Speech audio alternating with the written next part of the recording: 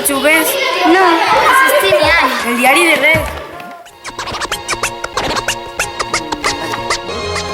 És un llibre molt il·lustrat que parla de Greg, un xiquet genial. Conta les històries que fa amb el seu amic, el diuen Rocky. Dos col·legues viuen al barri, rient de tot i de tant en tant es cau un cachorro. Oh, sí. És un llibre molt divertit.